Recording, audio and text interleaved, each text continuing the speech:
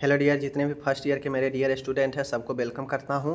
तो देख सकते हैं आपका यह जो है बायो साइंस का GNM first year definition terminology का यह चौथा वीडियो और आखिरी वीडियो है। इसके बाद हम लोग क्या शुरू करेंगे आपको बता दिया जाएगा।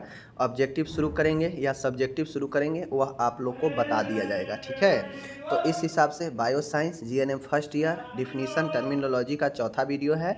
और आपको पता है बायो साइंस पेपर U1 होता है, तो चारों सब्जेक्ट में 4-4 वीडियो आ जाएगा। उसके बाद हम लोग बताएंगे कि ऑब्जेक्टिव शुरू करें या सब्जेक्टिव शुरू करें, यह आप बताइएगा, ठीक है। चलिए, यहाँ पे है सेलेवरी ग्लैंड। सेलेवरी ग्लैंड क्या होता है? देखिए, ग्रंथि ग्रंथि मतलब होता है जहाँ से कुछ चीज़ें स्रावित हो, ठीक है, जहाँ से कुछ चीज़ें सीक्रेट हो, तो वही ग्लैंड होता है, ग्रंथि होता है। अब ये जो ग्लैंड होता है, लार ग्रंथिया, यह कहाँ होता है? तो मुख के अंदर, यह मुख के अंदर, मुंह में होता है। मुंह के अंदर गालों के आंतरिक सतह श्लेष्मा कला द्वारा रेखित होती है। मतलब यह जो होता है, यह मुख के अंदर आपके गालों के जो आंतरिक सतह होता है उसके म्यूकस मेम्ब्रेन के द्वारा जो है यह रेखित होती है। इसी श्लेष्मा कला में बारीक लार की ग्रंथियाँ रहती है। इनको कपोल ग्रंथियाँ, ब्यूकल ग्लैंड्स भी कहते हैं। इनसे निकलने वाले स्राव को लार कहते हैं। यानी लार ग्रंथि जो क्या स्रावित करता है? लार को, सलाइवा को सीक्रेट करता है, ठीक है। और यह सलाइवा जो होता है यह आपके क्या होता है, गाल के जो अंदरूनी सतह है श्लेष्मा कला, म्यूकस मेम्ब्रेन, वही जो है स्रावित करता है, ठीक है। और इसी श्लेष्मा कला में बारीकी लार की ग्रंथियाँ रहती है जिनको कपोल ग्रंथियाँ भी कहते हैं।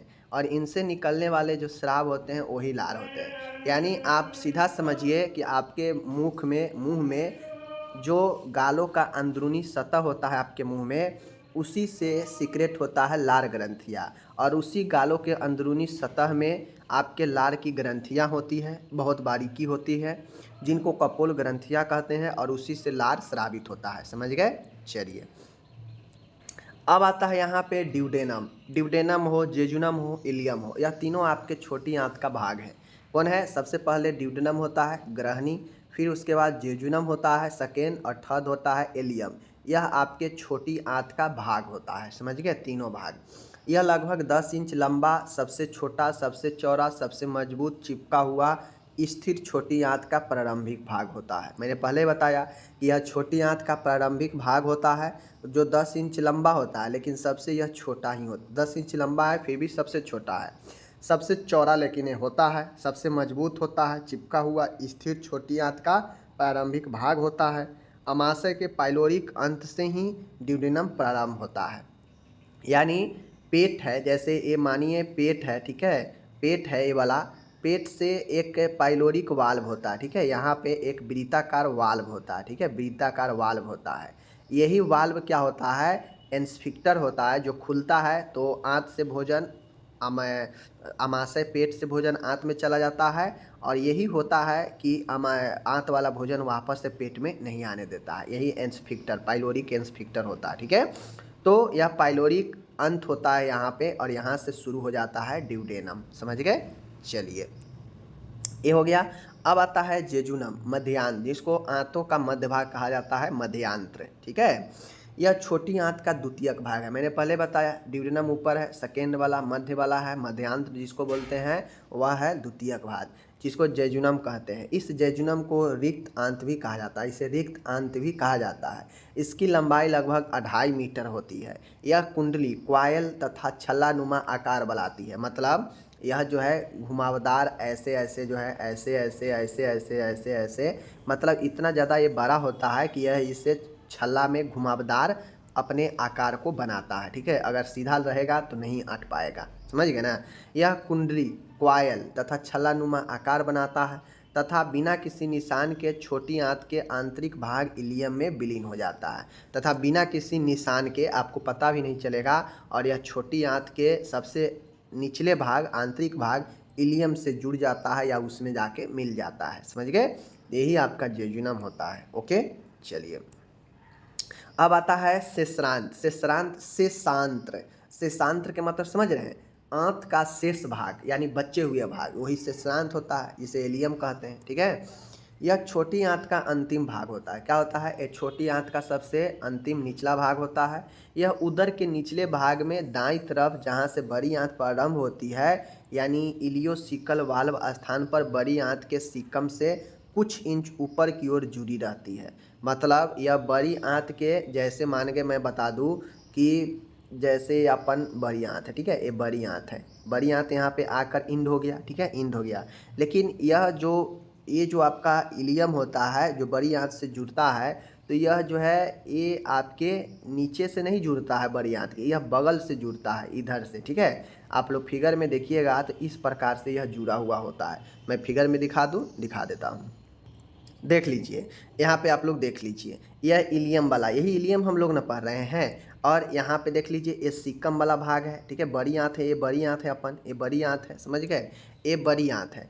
बड़ी आंत जो लास्ट करता है, यह यहाँ पे अपेंडिक्स जुड़ा है, लेकिन इससे कुछ ऊपर देख सकते हैं, यहाँ पे कुछ ऊपर ही ना, यहाँ पे छोटी आंत जुड़ा हुआ है, समझ गए, जिसका इलियम वाला भाग है।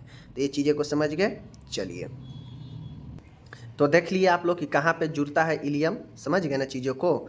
चलिए, तो ये हो गया, यह छोटी आंत का अंतिम भाग है। यह उदर के निचले भाग में, मतलब पेट के निचले भाग में दाईं तरफ जहाँ से बड़ी आंत प्रारंभ होती, मतलब जहाँ से बड़ी आंत शुरू हो रहा था, समझ गए, वहाँ यानी इलियोसिकल वाल्व स्थान पर बड़ी आंत के सिकम से कुछ इंच ऊपर की ओर जुड़ी होती। मतलब स्टार्टिंग वाला पॉइंट से कुछ इंच ऊपर से यह छोटी आंत जुड़ा रहता है। शेषरांत यानी इलियम पेरिटोनियम की डबल परत मिजेंट्री से उदर गुहा की पक्ष भित्ति से जुड़कर लटकी रहती है। यानी जो इलियम होता है वह पेरिटोनियम की डबल परत मिजेंट्री से उदर गुहा की पक्ष मतलब पीछे वाले भित्ति से जुड़कर लटका हुआ रहता है। समझ गए चीज़ों को। तो यही शेषरांत है जो आपको जानकारी रखना है, यही रखना है कि यह छोटी आंत के सबसे आखिरी भाग है, समझ गए। यह बड़ी आंत से जुड़ता है, बड़ी आंत के कुछ इंच स्टार्टिंग से ऊपर से जुड़ता है, समझ गए। यही सब आपको याद रखना है, ज़्यादा इसमें कुछ दिमाग लगाने की बात नहीं है। ओके, चलिए आगे। अब आता है मेटाबॉलिज्म, बहुत इंपॉर्टेंट है। मेटाबॉलिज्म किसी भी व्यक्ति, किसी भी जीव में बहुत ज़रूरी है, यह रासायनिक क्रिया को पूरा करता है। मेटाबॉलिज्म जो होता है, अगर किसी व्यक्ति का मेटाबॉलिज्म नहीं होगा तो उसका बॉडी में एनर्जी का खपत नहीं होगा। अब एनर्जी का खपत नहीं होगा तो बॉडी में स्टोर होगा और वह फैट के रूप में आपके बॉडी में बढ़ता जाएगा, समझ गए। तो मेटाबॉलिज्म बहुत ज़रूरी होता है, समझ गए। मेटाबॉलिज्म का अर्थ है जीवित, मतलब जो भी जीवित प्राणी है सब में मेटाबॉलिज्म की क्रिया होती है, ठीक है। यह पल प्रतिफल भौतिक एवं रासायनिक परिवर्तन की क्रियाओं द्वारा प्रोटोप्लाज्म का निर्माण व जीवित कोशिकाओं की वृद्धि एवं उनकी टूट फूट की मरम्मत के लिए ऊर्जा पैदा करता है। ये क्या करता है कि यह जो है आपके कोशिकाओं के टूट फूट की क्षति को मरम्मत करता है मेटाबॉलिज्म उपापचय के द्वारा, समझ गए। एनर्जी को पैदा करता है, समझ गए। और मेटाबॉलिज्म आपके बॉडी के लिए बहुत ज़्यादा ज़रूरी है। किसी का अगर मेटाबॉलिज्म गड़बड़ा जाएगा तो जो भी खाएगा पिएगा उसके बॉडी में ही स्टोर होगा, धीरे धीरे वह सड़ेगा और बॉडी में जो है उसको फैट के रूप में मोटापन बढ़ते जाएगा, ठीक है। तो और एनर्जी उसका लॉस होगा नहीं। और एनर्जी का आप लोग जानते हैं एनर्जी रूपांतरण होता है एक से दूसरे रूप में, तो यही मेटाबॉलिज्म क्या करता है, रूपांतरण कर देता है एनर्जी को, ठीक है। तो ये चीज़ों को आपको समझना है, ठीक है। अब आता है बाह्य त्वचा एपिडर्मिस। ये एपिडर्मिस होता है, एक डर्मिस होता है, समझ गए। यह शरीर के सबसे बाहरी सतह परत, ठीक है, पारदर्शी एवं जल अभेद होती है। मतलब यह जल के अभेद पारदर्शी सतह होती है, समझ गए। जल अभेद वाटर प्रूफ होने के कारण ही शरीर से किसी भी प्रकार के तंतु रस का रिसाव बाहर को नहीं हो पाता है। मतलब बॉडी में जो हमारा तरल है उसका रिसाव बाहर नहीं हो पाता है क्योंकि यह वाटर प्रूफ होता है। यह स्ट्रेटिफाइड एपिथेलियम की बनी होती है। एपिडर्मिस में रक्त कोशिकाएं एवं नर्व एंडिंग नहीं होते हैं। जो ऊपर वाला त्वचा होता है ना, न इसमें कोई रक्त का कोशिका होता है और न इसमें कोई नर्व होता है, न कोई तंत्रिका होता है, समझ गए। तो ये आपको याद रखना है। ये आपको सिर्फ बॉडी को ऊपरी सतह है जो ढकता है, जो आपको तापमान से बचाता है, साथ में आपको जल अभेद होने के कारण यह बॉडी से जो है बॉडी से जो है आपको रिसाव नहीं होने देता है किसी भी चीज़ों का, ठीक है। यह स्ट्रेटिफाइड एपिथेलियम को ऊतक की बनी होती है और यह एपिडर्मिस में किसी भी प्रकार के रक्त कोशिका या नर्व इंड नहीं होता है इसमें, समझ गए, बाह्य त्वचा कहलाता है। अब इसके साथ एपिडर्मिस भी डर्मिस भी है, जिसे कॉरिकम कहते हैं, कॉरियम कहते हैं। तो डर्मिस को हम लोग अंतः त्वचा कहते हैं। अंतः त्वचा सबसे महत्वपूर्ण है। इस त्वचा को असली त्वचा, ट्रू स्किन भी कहते हैं। यह त्वचा सघन संयोजी ऊतक यानी डेंस कनेक्टिव टिश्यू से बना होता है, ठीक है। इसमें अत्यधिक तंत्रिका अंत यानी इसमें नर्व इंडिंग होते हैं, अतः यह अत्यधिक संवेदन होती है। इसमें कोलेजन रेशे होते हैं जिनसे त्वचा में इलास्टिक तंतु के कारण लचीलापन व मजबूती होते हैं। मतलब सीधा कहा जाए तो डर्मिस में ही आपके ब्लड वेसल्स भी मिलेंगे, ठीक है। डर्मिस में ही आपको तंत्रिका इंड भी मिलेगा, ठीक है। डर्मिस में ही जो है आपको विभिन्न प्रकार के ग्रंथियाँ मिल जाएंगे, समझ गए। तो यही आपके डर्मिस होता है, समझ गए, अंतः त्वचा। अब आता है इंडोक्राइन ग्लैंड। इंडोक्राइन ग्लैंड का मतलब होता है अंतःस्रावी ग्रंथि, मतलब अंदर स्रावित होने वाला ग्रंथि। मानव शरीर में कुछ ऐसे ग्रंथियां हैं जिन्हें अंतःस्रावी ग्रंथि कहते हैं, जिनमें नलिका नहीं होता है, ये नलिका विहीन होते हैं। यह डायरेक्ट जो है ब्लड में स्राव करता है। इन ग्रंथियों से निकलने वाला जो भी सिक्रेशन होता है वह सीधा रक्त में मिलता है और रक्त परिभ्रमण मतलब रक्त जो है भ्रमण के द्वारा आवश्यक निश्चित अंगों तक पहुंचाता है और उनको कार्यान्वित करता है, जैसे पीयूष ग्रंथि, थायराइड और थाइमस ग्रंथि। ये सब क्या करता है, आपके इंडोक्राइन ग्लैंड है और इन सब को जो भी चीज़ें सीक्रेट करना होता है, जो भी हार्मोन वगैरह, वह डायरेक्ट आपके ब्लड में छोड़ते हैं, ब्लड में जो है स्रावित करते हैं। और ब्लड चूँकि भ्रमण करता है पूरे बॉडी में, तो जहाँ भी ज़रूरत होता है उस हार्मोन का ब्लड वहाँ पे जाता है लेकर, और उसका प्रभाव उस जगह पर पड़ता है, ठीक है। और यह जो है इंडोक्राइन आपके क्या होते हैं, नलिका नहीं होता है, नलिका विहीन होता है, ठीक है। इसलिए यह अपने स्राव को डायरेक्ट रक्त में छोड़ता है, समझ गए, चीज़ों को समझ गए। चलिए अब आता है यूट्रस, गर्भाशय। गर्भाशय महिला का एक जनन अंग है जो आपके नाशपाती के आकार में होगा। यह श्रोणी मतलब यह जो है पेल्विक कैविटी में मौजूद होता है। याद रखिएगा, फीमेल के पेल्विक कैविटी काफ़ी महत्वपूर्ण होता है और वह पेल्विक कैविटी में ही जो है आपके ये मौजूद होता है यूट्रस, ठीक है, जिसे हम लोग को बच्चेदानी भी कहते हैं आम भाषा में, या इसी को गर्भाशय कहते हैं। मूत्राशय के पीछे, मलाशय के आगे होता है। जैसे मूत्राशय ब्लैडर होता है उसके पीछे, और जो मल वाला है मलाशय उसके आगे स्थित होता है, यानी दोनों के बीच में, ठीक है। चूँकि मूत्र आगे से पास करता है तो मूत्र आगे होगा, मल पीछे से पास करता है आदमी तो मल पीछे होगा, और दोनों के बीच में गर्भाशय होगा।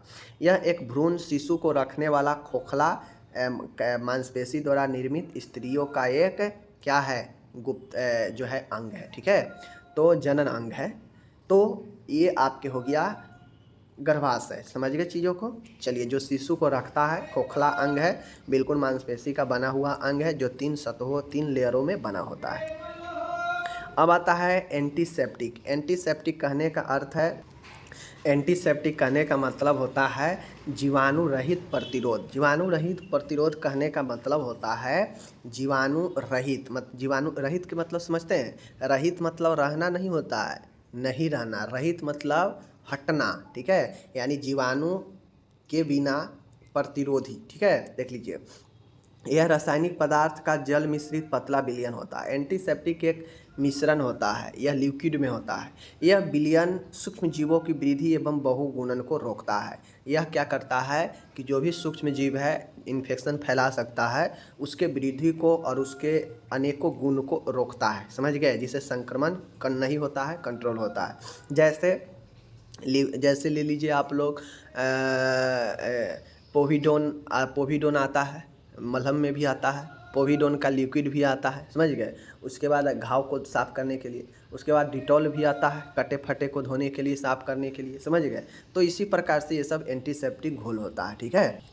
अब यहाँ पे है एंटीबायोटिक। एंटीबायोटिक, बायोटिक मतलब होता है जैविक और एंटी मतलब होता है विरोध, समझ गए, यानी एंटीबायोटिक। अब आप लोग को पता होगा कि कोई भी फीवर हो, कुछ भी हो, कोई भी बीमारी हो, उसमें एंटीबायोटिक दिया ही जाता है। यह एंटीबायोटिक क्या करता है, सूक्ष्म जीवों को नष्ट करता है, उनकी वृद्धि को रोकता है। प्रति सूक्ष्म जीवी को एंटीबायोटिक्स कहा जाता है। ठीक है, अब ये एंटीबायोटिक क्यों देता है, क्योंकि कोई भी बीमारी हो उसमें इन्फेक्शन होने की खतरा होता है, या इन्फेक्शन से भी वो चीज़ें हो सकता है।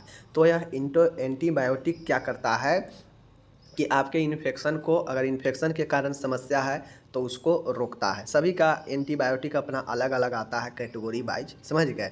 तो यह एंटीबायोटिक होता है जो सूक्ष्म जीवों को, वृद्धियों को या उसके गुण को रोकता है, नष्ट करता है, समझ गए। चलिए, एंटीबायोटिक्स कहलाता है। अब यहाँ पे आता है माइक्रो ऑर्गेनिज्म। अब आपको ये सब जो हम लोग पढ़ा रहे हैं, ये एंटीबायोटिक्स हो गया, एंटीसेप्टिक हो गया, माइक्रो ऑर्गेनिज्म हो गया, यह सब आपका माइक्रोबायोलॉजी का क्वेश्चन है। ठीक है, जो कि आपके बायोसाइंस में ही पढ़ना है। माइक्रो ऑर्गेनिज्म का मतलब होता है, माइक्रो मतलब होता है सूक्ष्म, और ऑर्गेनिज्म मतलब होता है जीव। ठीक है, यानी सूक्ष्म जीव। सूक्ष्म जीव कहने का अर्थ होता है कि ऐसे जीव होते हैं जिन्हें नग्न आँखों से आप नहीं देख सकते हैं। ऐसा जीव जिसे आप नग्न, इतना सूक्ष्म है जिसे आप अपने खुली आँखों से नहीं देख सकते हैं। किसी उपकरण विशेष या सूक्ष्मदर्शी से ही देखा जाता है। किसी उपकरण विशेष जैसे माइक्रोस्कोप से ही आप इसे देख सकते हैं। ये 1 मिलीमीटर यानी यह 1 mm से भी कम होता है, 1 मिमी से भी कम होता है, छोटे होते हैं। या 1 मिमी के 1000वें भाग तक के आकार, यह 1 मिमी से छोटा, या यह जो है 1 mm से छोटा, या 1 mm के, ठीक है ना, 1000वें भाग, समझ गए, 1 mm के 1000वें भाग तक के आकार के हो सकते हैं। तो यह समझ लीजिए 1 mm में 1000 से भाग दीजिएगा तो कितना आकार होगा, समझ सकते हैं। तो नग्न आँखें से तो देखना ही मुश्किल हो जाएगा, तो इसीलिए सूक्ष्मदर्शी का उपयोग किया जाता है। माइक्रो ऑर्गेनिज्म होता है जिसको आप नग्न आँखों से नहीं देख सकते हैं। ठीक है, एक सूक्ष्म जीव होता है, समझ गए ना। चलिए, तो इस प्रकार से यह आपका सूक्ष्म जीव हो गया। तो इस प्रकार से मैंने आज आपको बहुत सारे 10 से ऊपर डिफिनीशन मैंने आपको बता दिया। अब आपका काम है इसको nursingyan.com वेबसाइट पर गूगल में जाकर nursingyan.com सर्च करना है। जो लोग शुरू से पढ़ रहे होंगे उनको तो पता ही है, मैं प्रॉपर वीडियो भी बता दिया हूँ वेबसाइट के लिए कहाँ से क्या डाउनलोड करना है। बाकी एक बार फिर से बताते हैं, फर्स्ट ईयर है, nursingyan.com पर जाना है। वहाँ पर आपको 3 डॉट ऐसे वाला ऊपर में दिखेगा एक साइड, उस पर क्लिक कीजिएगा तो आपको GNM first, GNM second, GNM third आएगा। तो आप फर्स्ट ईयर है तो फर्स्ट ईयर के सामने ऐसे तीर वाला साइन होगा। ठीक है, इस पर क्लिक कीजिएगा, इस तीर वाले पर क्लिक कीजिएगा तो इस फर्स्ट ईयर में भी जो है आपको जितने चारों सब्जेक्ट है, चारों सब्जेक्ट का नाम आएगा, और उन चारों सब्जेक्ट के सामने ऐसे लगा होगा जो भी ज़रूरत है। जैसे बायोसाइंस है तो बायोसाइंस के ऐसे वाले पर क्लिक कीजिएगा, उसके नीचे आपको मिलेगा 3-4 ऑप्शन और मिलेगा। जैसे आपको मिलेगा क्यूबी एंड डिफिनीसन मिलेगा, और इसी में यह डिफिनीसन है। उसके बाद आपको सब्जेक्टिव मिलेगा, ऑब्जेक्टिव मिलेगा। तो अभी आपको क्यूबी डिफिनीसन डाउनलोड करना है तो वो मिल जाएगा। अगर आपको सब्जेक्टिव यूनिट वाइज अगर चाहिए PDF तो वो मिल जाएगा यहाँ पे। ठीक है, ऑब्जेक्टिव पढ़ना है तो ऑब्जेक्टिव में मिल जाएगा। मैंने फिर भी बता दिया, बाकी डिटेल से देखना है तो वो वाला वीडियो देख लीजिए जिसमें मैंने बताया है कि कहाँ से क्या चीज़ डाउनलोड PDF नोट्स करना है। ठीक है।